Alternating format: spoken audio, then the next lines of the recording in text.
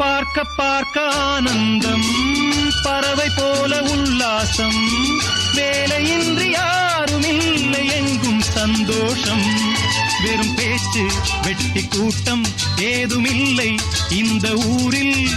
கள்ளம் கபடம் வஞ்சகமின்றி கண்ணியமாக ஒற்றுமை உணர்வுடன் வாழும் சிங்கப்பூர்.